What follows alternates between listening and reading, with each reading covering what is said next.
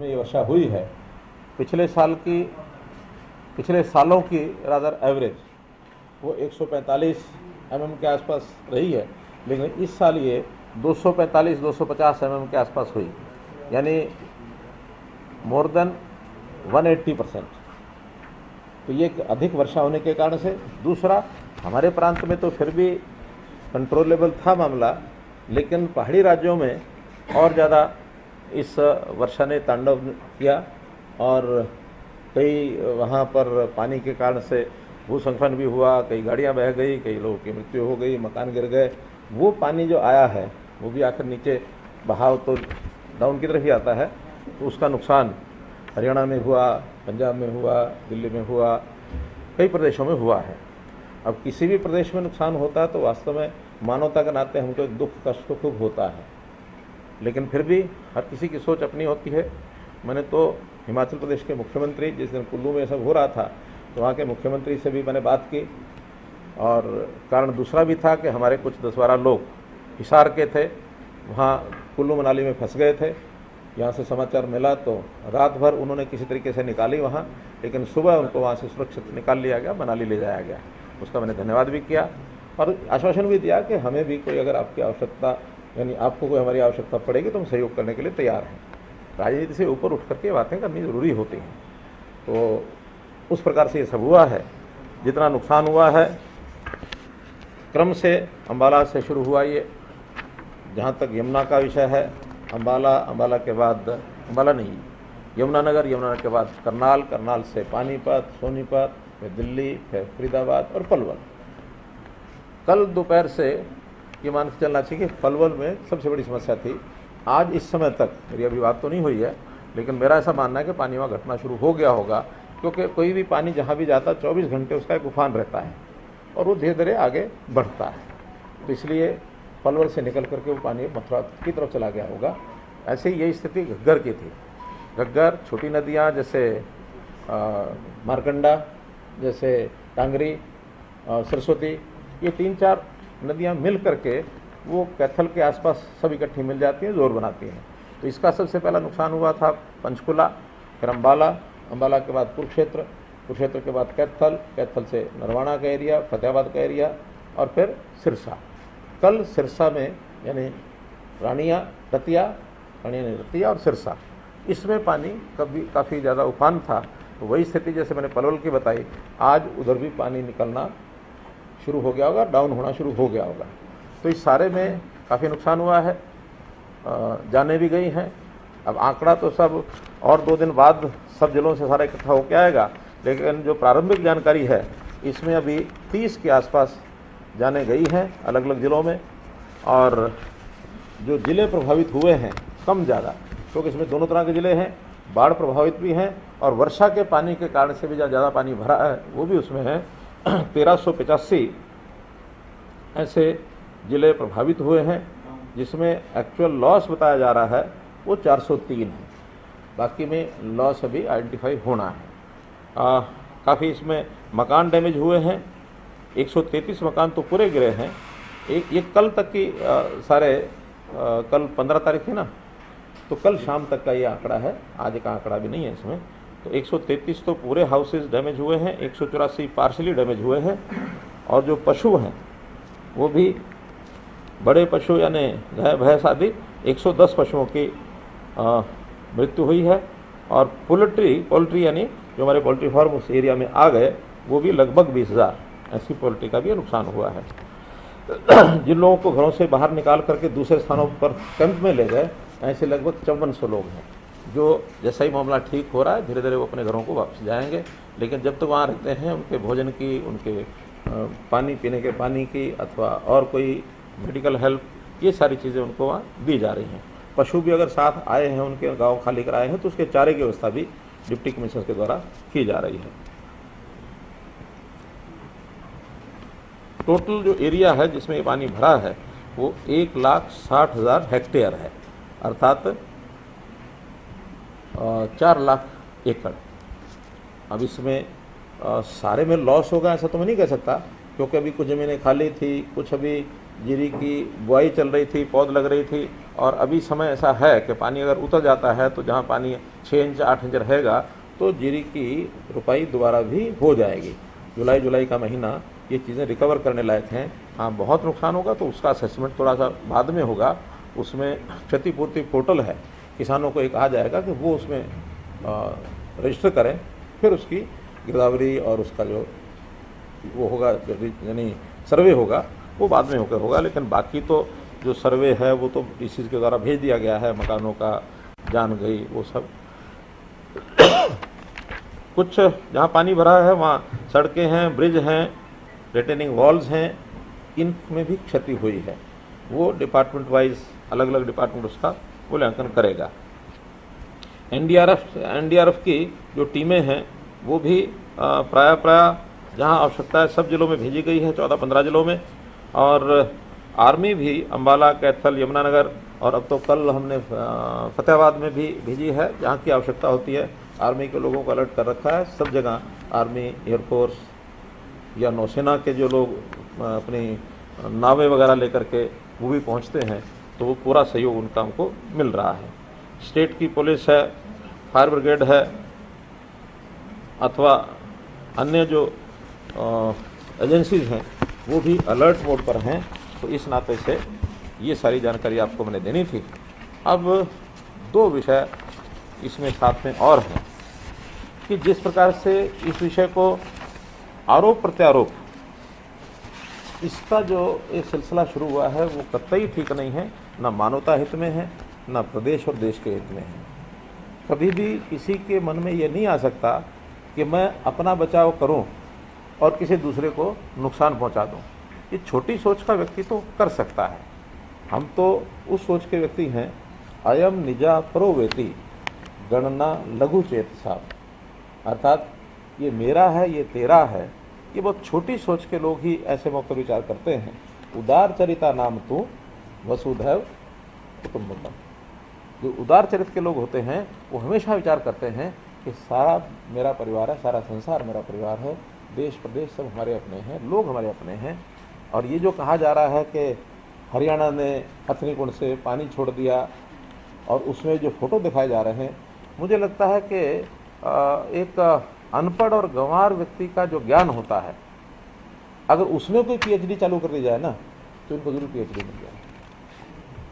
नियम है, और ये आज से नहीं है, जब से ये पानी की प्रवाह बने हैं, खास करके नहरों का जाल और ये डैम और बैराज बने हैं, तब से ये नियम है कि हर एक बैराज की एक कैपेसिटी होती है कि उस कैपेसिटी से नीचे पानी डाइवर्ट किया जाता है। आवश्यकता भी होती है, डाइवर्ट करते भी हैं, डिमांड भी होती है। लेकिन जब पानी बहुत ज़्यादा आ जाता है तो एक तो डाइवर्शन जो है नहरों का ये रोक दिया जाता है, क्योंकि उस ज़्यादा फ्लो के कारण से, उस प्रेशर के कारण से अगर पानी का रास्ता उसको मिलेगा तो उस सिस्टम को तोड़ देगा, और इसको बंद रखा जाएगा तो वो सिस्टम सुरक्षित रहेगा और फिर पानी का जो नेचुरल फ्लो है उधर पानी जाएगा। नदियाँ जो हैं वो नेचुरल फ्लो की चीज़ हैं, नहरें नेचुरल फ्लो की चीज़ नहीं है। नहरें मैनमेड हैं, नहरें आवश्यकता के लिए हैं, और अगर एक बार नहर टूट गई तो फिर कितना बड़ा नुकसान हो जाएगा किसी इलाके का, ये शायद ही किसी को पता है। यानी भाखड़ा में भी अगर ओवरफ्लो होता है तो नदियों में जाता है, सतलुज में जाएगा, वो भाखड़ा मेन कनाल में नहीं जाएगा। हमारे पास एक समाचार आया कि अब भाखड़ा का जो है लेवल बढ़ रहा है, और भाखड़ा का लेवल बढ़ गया और उन्होंने छोड़ दिया तो पानी हरियाणा में भी आएगा।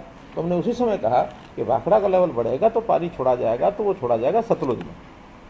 भाखड़ा का पानी नहर में नहीं छोड़ा जाएगा। और जो ये मजाक किया है कि वैसे तो कहते हैं पानी नहीं है, पानी दे दो, पानी दे दो, डूबने के हम हैं, हम अब पानी क्यों नहीं लेते। अब उनके बस का ना तो पानी देना है ना पानी भेजना है। पानी नेचुरल फ्लो से आता है। क्या जो बनी हुई अधूरी एसवाइल है इसमें पानी नहीं आया था?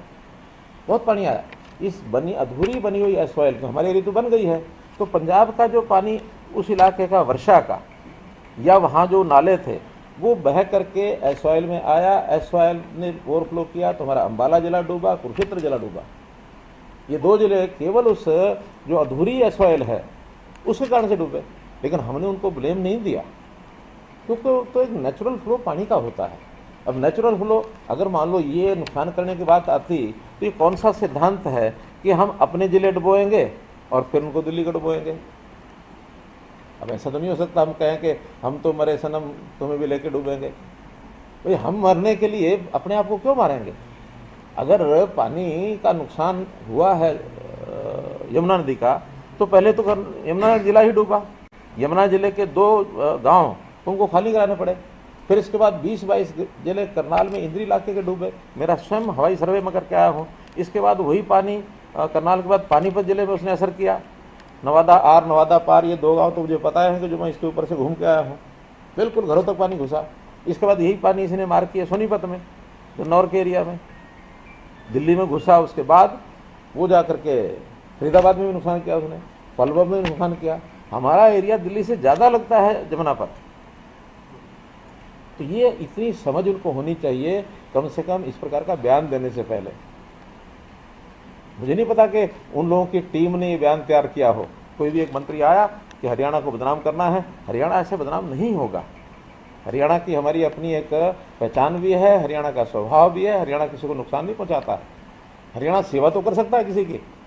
दिल्ली में भी जब पानी की आवश्यकता होती है तो पूर्ति हम ही करते हैं, वरना जो इनका शेयर है दिल्ली का 750 क्यूसेक है, और आज भी हम 1070 क्यूसेक पानी देते हैं इनको। 320 क्यूसेक पानी उसके से ज़्यादा देते हैं, क्योंकि उसमें भी सुप्रीम कोर्ट ने यही कहा कि पहला अधिकार पानी पर पीने वाले लोगों का होता है। तो दिल्ली की पीने की पानी की आवश्यकता पूरी करनी चाहिए। 2 बैराज हमेशा भर के रखते हैं, वो हिस्से का नहीं है, फिर भी हम देते हैं।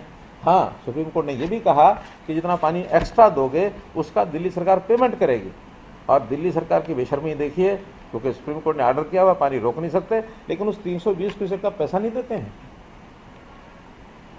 ये इतने जिसको ढीठ करना चाहिए, ढीठ। वरना कोई चीज़ एक पैसे से दी जा रही तो उसका पैसा तो लौटाना ही चाहिए उनको। और अगला विषय मैं बताता हूँ, ये जो ITO का विषय आया।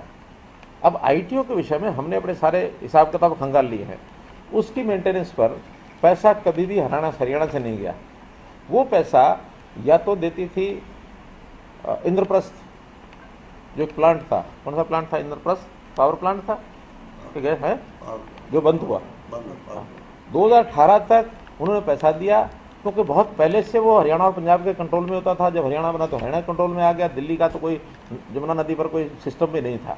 सारे या तो यूपी कंट्रोल करती थी या हरियाणा पंजाब का जो जॉइंट था वो कंट्रोल करते थे। सारा दिल्ली ने कभी उसको ऑन नहीं किया। फिर जब वो बंद हो गया पावर प्लांट, तो उसके बाद पैसा आना बंद हुआ। इन्होंने कभी भी 2018 के बाद ये नहीं कहा कि भाई यहाँ कोई समस्या आ सकती है। हमारे यहाँ फ्लड कंट्रोल की साल में 1 बार मीटिंग होती थी। मैंने आने के बाद 2 बार मीटिंग करनी शुरू की, एक बार यानी जनवरी में और एक बार मई में। क्योंकि अगर पहले मई में करते थे, मई में आप फ्लड कंट्रोल की योजनाएं बनाएंगे भी सही, फ्लड तो सिर पर आ जाएगा। जून में जुलाई में कभी भी 2 महीने काम नहीं होंगे। हमने फिर इसको जनवरी में करना शुरू किया। जनवरी में करते हैं, मई में उसका रिव्यू करते हैं कि जो काम करने थे कितने हो गए। शॉर्ट टर्म काम तो उसी 6 महीने में होते हैं, लॉन्ग टर्म लंबा समय लेते हैं। तो इन्होंने कभी भी अपने या तो फ्लड कंट्रोल की मीटिंग करते नहीं है की हो, इन्होंने कभी नहीं कहा कि हाँ ये भी एक विषय है जिसकी मेंटेनेंस अब होनी बंद हो गई है, तो हमको बताओ। कभी नहीं बताया। और आज जब समस्या आ गई तभी उठ खड़े हुए। और समस्या का भी इनका भयंकर रूप केवल उस ITO के कारण से आया होगा ऐसा नहीं है। मैं और एक एग्जांपल देता हूँ। यमुना से यानी इस बैराज से, हथनीकुंड बैराज से 2 साल पहले 6.5 लाख 7 लाख क्यूसेक पानी छोड़ा गया था। वो भी रेगुलेट हुआ था। अभी मैक्सिमम 11 तारीख को 3,69,000 गया। 3,69,000 सडनली आया, लेकिन इनके आने से पहले तो 6 जिलों में फैल चुका हो। हमारे यहाँ फैला, यूपी में फैला ही होगा। तो इतने जिलों में फैलने के बाद केवल 3 लाख क्यूसेक पानी दिल्ली की उस एरिया में से बाहर नहीं निकलवा सके। इसका मतलब है कि यमुना को मेंटेन नहीं किया इन्होंने। यमुना के अंदर जितनी अनऑथराइज कंस्ट्रक्शन हुई है, आखिर तो उसका एक एरिया है, उस एरिया के नीचे अगर कंस्ट्रक्शन होगी तो पानी का अवरोध करेगी। हमने तो जांच बैठाई है कि इनके सारे सिस्टम को चेक करो, इनके ओखला ब्रिज को भी चेक करो, ITO भी करो। ITO से पहले भी एक और बैराज है, कौन सा है, उसका भी पता लगा। और जो यमुना नदी के अंदर जितने भी अनक्रोचमेंट्स हैं उनका भी पता लगा। पता लगाने के बाद पता लगेगा, क्योंकि वो प्रभाव केवल दिल्ली पर नहीं पड़ेगा, उसका प्रभाव फरीदाबाद और पलवल पर भी पड़ेगा। हम तो इन्हीं के बारे में 2 जिले और हमारे भुगतभोगी हैं। और ये जो जोकर बन करके, ठीक है, संवैधानिक पद पर जब तक नहीं होते तब तक मज़े हंसी मजाक में कुछ भी करें, कुछ भी बोलें, उनका अधिकार भी है, उनका काम भी है, व्यवसाय भी है, लोगों को मनोरंजन करना। लेकिन ये मनोरंजन की बात कि साढ़े को पानी मंगते हैं, हुण पानी क्यों नहीं लेंदे? अरे तुम्हारे हाथ में थोड़ी है ये। और ये 3 महीने तो पानी का ना कभी किसी ने डिमांड की है, पानी अपना अपना सब संभाल ले, वही बहुत बड़ी बात है। ये पानी तो बाकी 9 महीने के लिए होता है कि जब आवश्यकता होती है तब सबको अपना शेयर चाहिए। इस पानी को तो हम भी कहते हैं इस समय राजस्थान लेना चाहे ले जाए, लेकिन चैनल होंगे तभी ले जाएंगे ना। और अगर ये एसवाइल बना देते तो शायद पंजाब थोड़ा सा, हम तो पानी को कैसे निकाल लेते, लेकिन पंजाब और थोड़ा बच जाता। तो एसवाइल के रास्ते से नहरों में जो पानी नेचुरल फ्लो बढ़ता है, जिस एरिया में नहीं बनी हुई वहाँ का पानी तो फिर इन्हीं के पास रह गया। जहाँ बन गई वहाँ तो पानी एसवाइल में आ गया फ्लो से। मित्रों, विषय लंबा है, लेकिन फिर भी मुझे लगा कि इस विषय पर चूँकि बहुत सियासत हो रही है और बहुत लिखने वाले इधर से उधर जो लिख रहे हैं, उसमें एक जानकारी का जो इनको अभाव है वो आपके माध्यम से इनको मैं जो जानकारी देना चाहता था वो मैंने आपको दी है। फिर भी हम सबके साथ मानवतावादी होने के नाते, चाहे वो हिमाचल प्रदेश है, चाहे वो पंजाब है, उत्तर प्रदेश है, उत्तराखंड है, दिल्ली है, आसपास के जितने प्रदेश हैं, हम पड़ोसी होने के नाते हमारा दायित्व बनता है। हमारी किसी को चिंता हो ना हो हमें नहीं पता, लेकिन हम सबकी चिंता करेंगे। और कहीं भी मानवता के नाते हमारा कोई ध्यान में आएगा, कोई विषय सौंपा जाएगा, हम ज़रूर उनकी मदद करेंगे। तो ये एक विषय आपके सामने मैंने रखना था। आज मेरे 2 कार्यक्रम अभी थे यहाँ। एक चौधरी चांदराम जी का प्रतिमा का अनावरण, एक सेठ श्री कृष्णदास जी की प्रतिमा का अनावरण, दोनों अनावरण मैंने आज किए हैं।